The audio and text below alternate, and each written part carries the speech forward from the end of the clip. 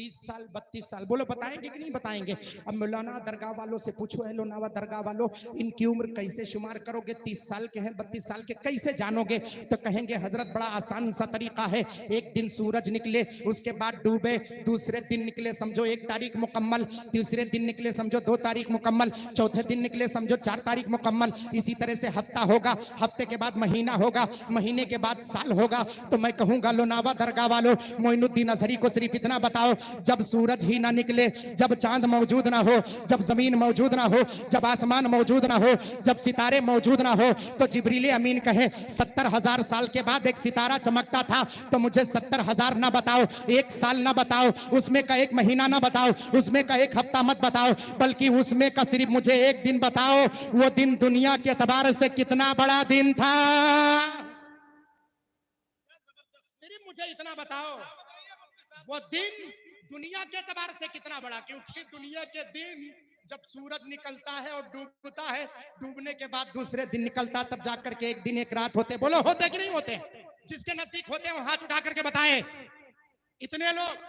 अब जब चांदो सूरज ना हो, जमीन व आसमान ना हो, कुछ ना हो, तब फिर दिन की इब्तिदा और तारीख की इब्तिदा कैसे होती, कैसे जानोगे? अब यहीं पर कोई हदीस हो तो मुझे बताओ, कोई रवायत हो तो मुझे बताओ। यहाँ पर उलमा बैठे हुए हैं, यहाँ पर अतकिया बैठे हुए हैं, यहाँ पर सारे लोग बैठे हुए हैं। मैं इनकी दुआओं का सहारा लेकर लोनावा दरगाह वालों को बताऊंगा, ऐ लोनावा दरगाह वालों, जब जमीन व आसमान नहीं, चांदो सूरज नहीं, शम्सो कमर नहीं, सब कुछ नहीं, तो आखिर एक दिन को जोड़ा कैसे जाएगा? तो फरमाते, एक हदीस है, आकाए करीम सल्लल्लाहु अलैहि वसल्लम से सहाबा ने पूछा, कयामत का तज़किरा हुआ, तो सहाबा पूछते, या रसूल अल्लाह, आप फरमाते हैं कि एक दिन में अल्लाह ताला मैदान कयामत का सिर्फ 1 दिन होगा, उसी दिन में हजरत आदम अलैहिस्सलाम से लेकर प्यारे मुस्तफा के आखिरी उम्मती तक सबका फैसला करेगा।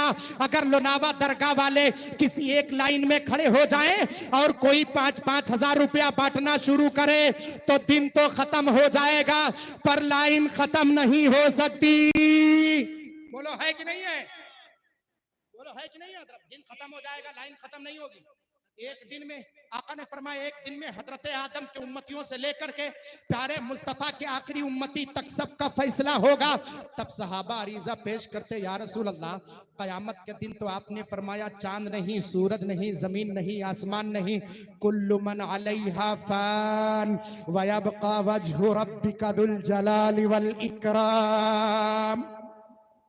सुनो, और कुरान और हदीस से मुज़य्यन कुछ लोग हैं जो कहते हैं कि सुन्नियों के मौलवी बैठते हैं तो कुरान और हदीस दूर दूर की भी पेश नहीं करते, बस ज़हनो ख्याल की बयान करके चले जाते हैं। मेरा दावा है मोइनुद्दीन अजहरी का जो बयान होगा सिर्फ कुरान और हदीस की रोशनी में होगा।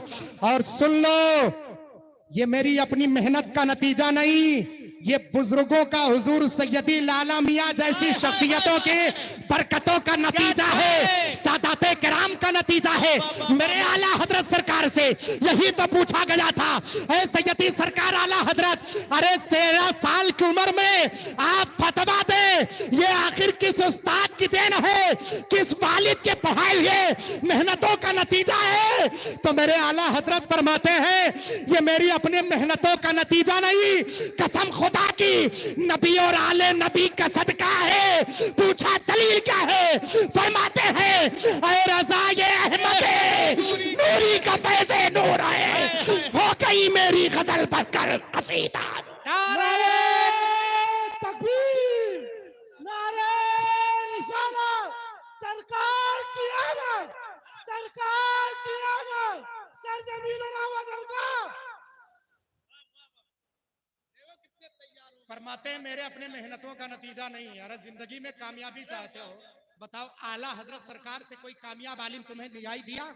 कोई दिखाई दिया? बताओ भाई।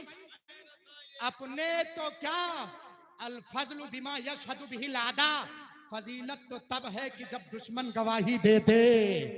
दुश्मन कह रहे हैं कसम खुदा की, अहमद रजा के जमाने में अहमद रजा की तरह उसूलो फुरू फिक़ही जुज़ियात में उनकी तरह कोई माहिर नहीं था।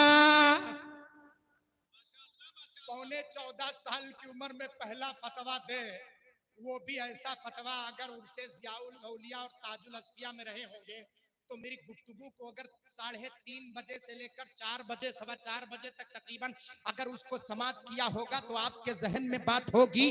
14 साल की उम्र में पहला फतवा आपने लिखा था